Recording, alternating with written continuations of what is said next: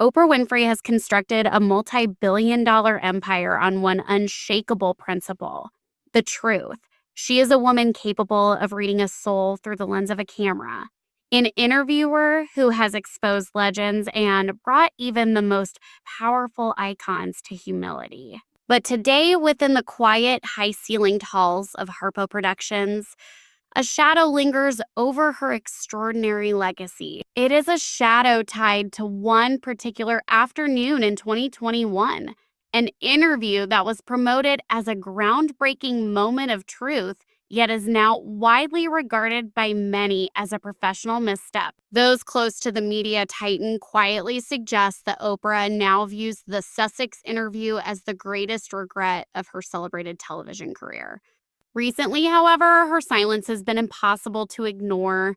There are no more glowing features in her magazine, no subtle endorsements on red carpets, and a complete halt to the public support that once shaped the Meghan Markle narrative. To understand why the Queen of Media appears to be stepping back, distancing herself from someone she once openly supported, we must look beyond the polished imagery and explore a deeper world of strategic branding, carefully chosen alliances, in a media shield that now seems to be crumbling in real time. May 19th, 2018 remains a date firmly etched into global memory. It was a day filled with sunlit carriage rides, Givenchy silk, and what appeared to be a modern fairy tale, an American actress joining the oldest and most traditional royal family in the world. For millions watching from their homes, it was the wedding of the century, a powerful symbol of progress and inclusivity.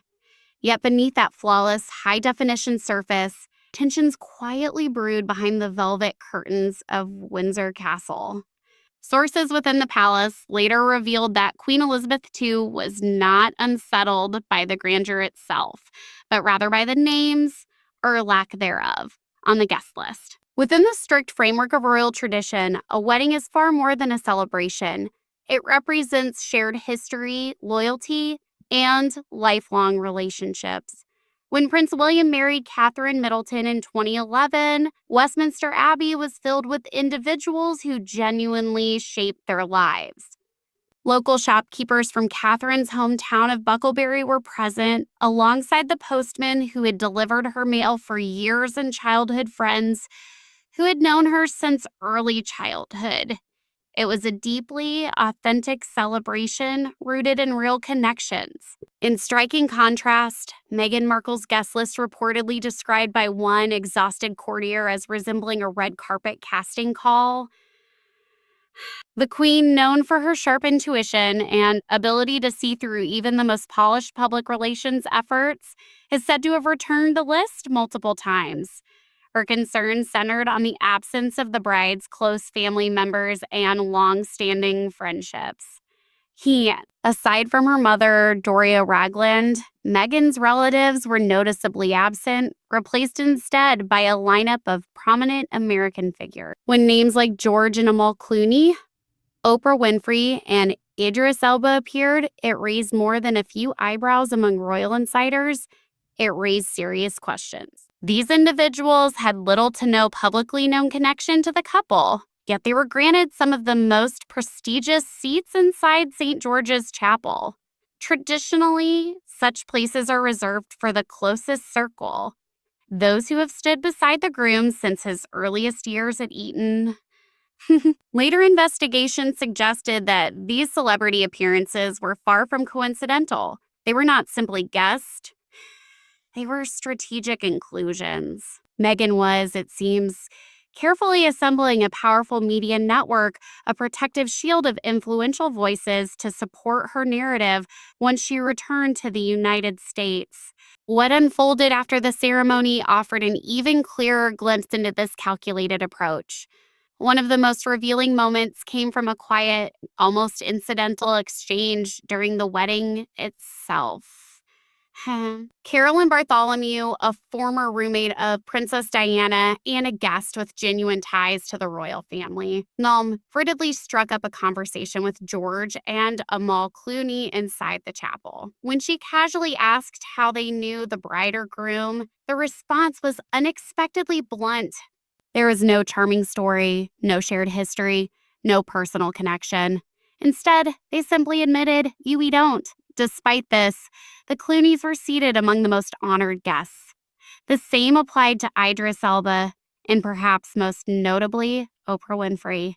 To members of the royal establishment, this felt less like a celebration and more like an intrusion, a calculated use of a deeply significant occasion for future branding purposes. Where Catherine's wedding had felt like a heartfelt embrace of the British public, Meghan's appeared to some as a carefully orchestrated move designed to launch a global identity. And as the sun set over Windsor that evening, the first signs of strain within this carefully constructed alliance had already begun to appear. For years afterward, Oprah served as a driving force behind the Sussex narrative. In her magazine, she described stepping into Windsor Castle as an overwhelming experience, famously exclaiming, "Whoa!" at the magnitude of its history. At the time, she framed the marriage as a triumph of love, a cultural turning point the world had been waiting for. She even recounted a lighthearted moment about a last-minute wardrobe issue, explaining how she had to change her outfit to avoid wearing white, a decision she framed as a meaningful gesture of respect toward the bride. Yet, insiders from the Harpo production circle now suggest that even in that moment, Oprah was observing far more than she revealed publicly. Behind her enthusiastic praise, she was quietly taking note of the sheer magnitude and prestige of the royal institution, a level of history and influence she would later come to realize Meghan could neither replicate nor sustain. Oprah's fascination stemmed from a deep admiration for the monarchy itself, something she had seen seamlessly embodied through the Middleton family's integration. In contrast, Meghan's wedding, described by insiders as somewhat performative and lacking depth, planted the first seeds of doubt. Those doubts would take years to fully develop into disillusionment. While the public saw a calm and radiant bride, staff inside Windsor Castle were navigating a far more difficult reality, one they privately referred to as Duchess difficult. Reports from the weeks leading up to the 2018 ceremony paint a striking picture. In one particular shocking request, Meghan allegedly asked for the 500-year-old St. George's Chapel to be sprayed with atomizers to eliminate what she described as a musty odor. To palace officials, this was not merely about fragrance. It reflected a profound misunderstanding of history. The request was firmly denied, with officials citing the importance of preserving priceless artifacts and rejecting the idea of treating a royal chapel like a film set. Then came the widely discussed tasting incident. Meghan reportedly reprimanded a staff member after claiming she could detect egg in a dish that was meant to be vegan. It was at this point that Queen Elizabeth II is said to have intervened directly, firmly reminding her, "In this family, we do not speak to people like that." These moments were not dismissed as simple pre-wedding stress. Instead, they were seen as early indications of a personality inclined to challenge and control the institution, rather than adapt to it. And yet, the most significant confrontation was still ahead.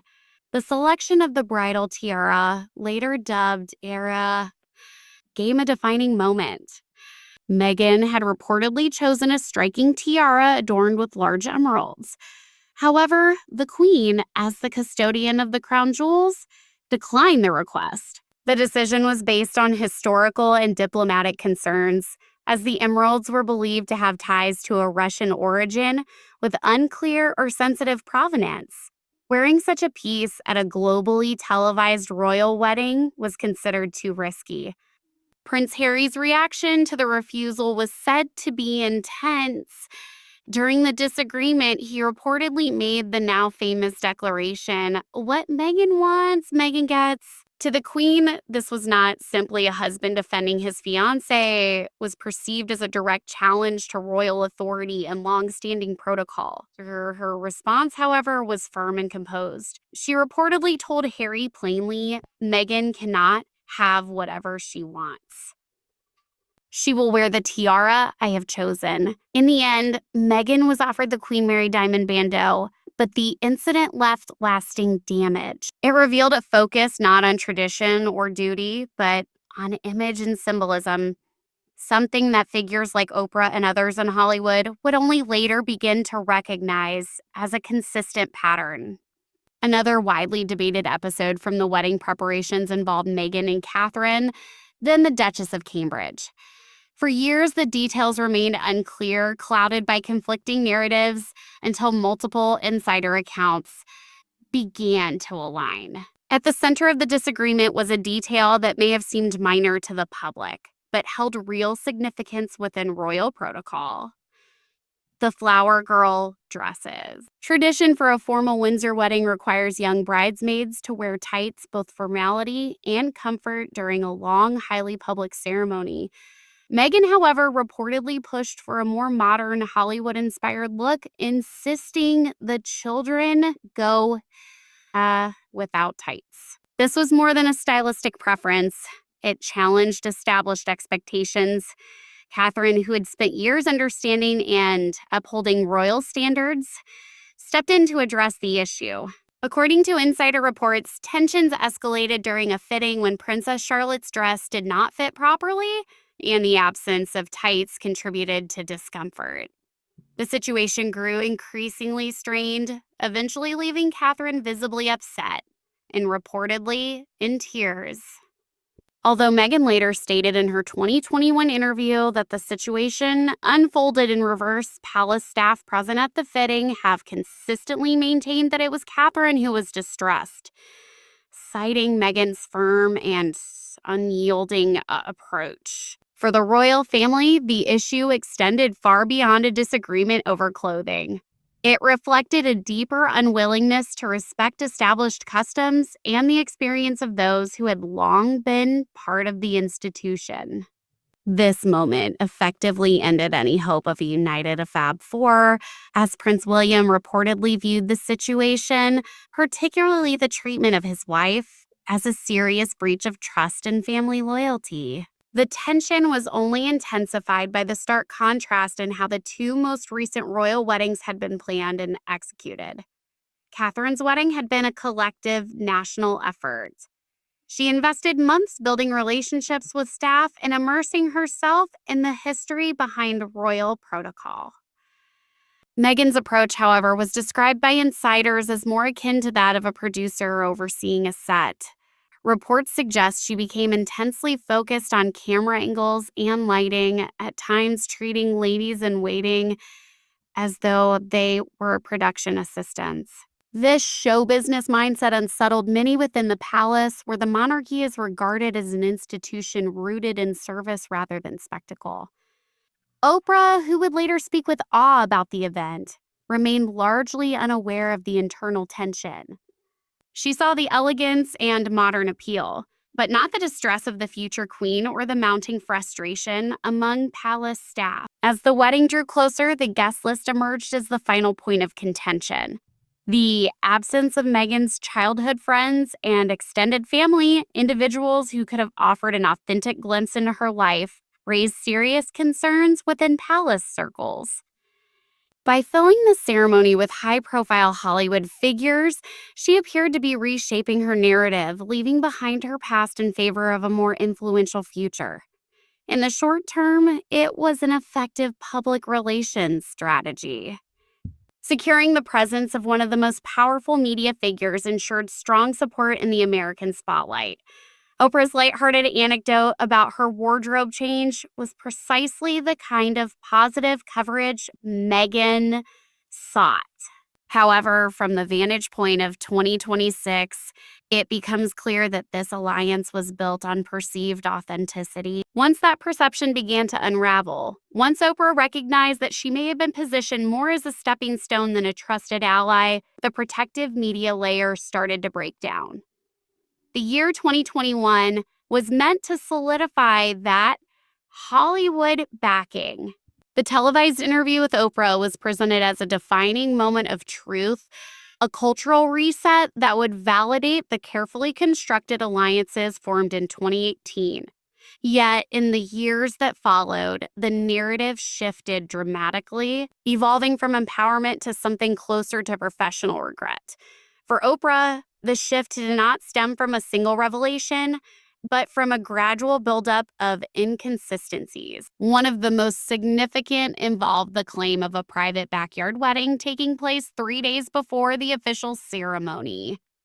When the Archbishop of Canterbury later clarified publicly that the Windsor ceremony was the only legal marriage, the impact went beyond Meghan's credibility. It reflected directly on Oprah's reputation as a meticulous interviewer. Known for her instinct and ability to read people, Oprah reportedly felt misled. She had offered her global platform, one built on decades of trust, to a story that now appeared in parts carefully constructed. This realization marked the beginning of fractures within what had once seemed like a strong Hollywood alliance. The same high-profile figures who had once appeared as supportive guests in 2018 began to quietly distance themselves. Among the most noticeable shifts was that of George and Amal Clooney Olfogliath, once seen as close allies, even offering their Lake Como home as a retreat. They appeared to realign themselves with the long-standing prestige of the monarchy rather than maintain a connection rooted in a relatively new association. George Clooney's public appearances alongside King Charles III at Prince's Trust events in 2026 have been interpreted by many as a subtle but clear signal. Across Hollywood, the response has been precise and understated.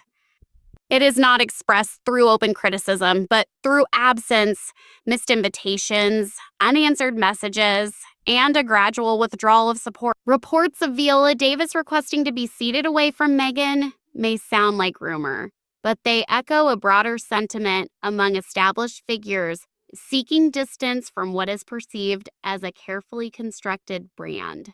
Even Oprah's longtime confidant, Gayle King, once a strong public supporter, is said to have felt strain in the relationship after learning that similar documentary proposals had been presented to multiple influential figures at the same time. The realization that these connections may have been transactional rather than genuine proved to be a turning point. Questions also began to arise around the authenticity of more personal moments. The now well-known Archie's Chicken scene, intended to present a relatable, down-to-earth image, was later rumored among insiders to have been as carefully staged as other aspects of the narrative. For Oprah, whose career has always been grounded in truth and authenticity, the realization that she may have facilitated a polished public relations effort rather than a candid conversation led to a deep sense of disillusionment. The sense of awe she once expressed in 2018 has since been replaced by a measured and unmistakable distance. In Hollywood, credibility is the currency that grants access, and once that credibility is questioned, access quickly disappears. Even back in 2018, as the official ceremony concluded and guests transitioned to the reception, early signs of strain were already emerging within this carefully constructed media alliance. While the public watched a bright and celebratory procession, insiders described the reception atmosphere as polite but emotionally distant. The afternoon gathering hosted by the Queen was meant to reflect tradition and unity. Instead, the presence of unfamiliar, high-profile guests introduced a subtle but undeniable divide within the room. Oprah Winfrey found herself surrounded by members of the British establishment, individuals who had devoted their lives to serving the crown. While she was treated with great respect, accounts from the time suggest there was an unmistakable undercurrent of tension. The awe she had felt inside the chapel began to clash with the reality of a guest list that seemed stripped of genuine personal connections. One inconsistency that stood out to staff was the demeanor of the bride herself. Meghan, described by some as operating in full production mode, appeared more focused on shaping the narrative of the day than fully embracing the significance of the union. Where Catherine's 2011 reception was remembered for its warmth and authentic inclusion of close family and friends, Meghan's event carried the atmosphere of an elite networking gathering. The carefully selected list attendees were positioned as a kind of new inner circle, an approach that did not sit well with Prince Harry's longtime friends or members of the Spencer family. To those paying close attention, the exchange taking shape, credibility, and return for storytelling was becoming increasingly transparent. Oprah's later humorous recounting of her wardrobe mishap perfectly fit the role she had seemingly been placed in, that of a supportive and respectful ally. Yet behind the scenes, questions were already beginning to mount. The absence of Meghan's father, Thomas Markle, and broader erasure of her past created a void of authenticity that even the presence of global celebrities could not fully mask. By the time the evening reception at Frogmore House was underway, the carefully curated nature of the guest list had become a quiet topic of conversation among attendees. Some of the Hollywood figures in attendance were beginning to sense that they were not merely guests at a wedding, but participants in the launch of a broader brand. Looking ahead from the vantage point of 26, it becomes clear how this carefully constructed strategy ultimately unraveled. The very individuals who were meant to serve as a protective media shield became the first to step away. But began at Windsor as a calculated alignment has reached its inevitable conclusion. The shield has not just cracked, it has completely dissolved, leaving behind a cautionary tale about the difference between engineered influence and genuine prestige. This final chapter has not unfolded through dramatic headlines, but through quiet, deliberate distance. Some of the world's most influential media figures have stepped back, led most notably by Oprah herself. Perhaps the most telling shift has been within Hollywood's inner circle. Initially captivated by the narrative, many were willing to extend trust. But as inconsistencies moved beyond palace walls and into the public sphere, the tone shifted from intrigue to hesitation. Reports suggesting that the 2021 interview was approached as a calculated performance, with claims that emotional cues could easily shape perception, struck at the core of Hollywood's unspoken code. In an industry built on performance, the one unforgivable misstep is being exposed as manipulating those within your own circle. The resulting withdrawal from Hollywood has been gradual but unmistakable. The same high-profile figures who once filled the pews of St. George's Chapel have largely disappeared from the picture. The distancing of George and Amal Clooney marked an early turning point, but it was the silence from Oprah's circle that delivered the clearest signal. When individuals of such stature begin requesting distance, both socially and professionally, it reflects more than preference. It signals a shift in perception where association itself becomes a liability.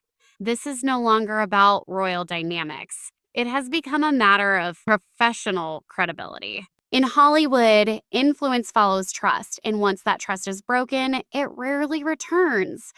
Oprah Winfrey's quiet withdrawal stands as perhaps the most significant development of all. Without issuing any public declaration, her actions have carried the weight of a final verdict. The realization that her platform may have been used to validate a carefully managed narrative rather than an entirely authentic one has reportedly led to a complete withdrawal of support.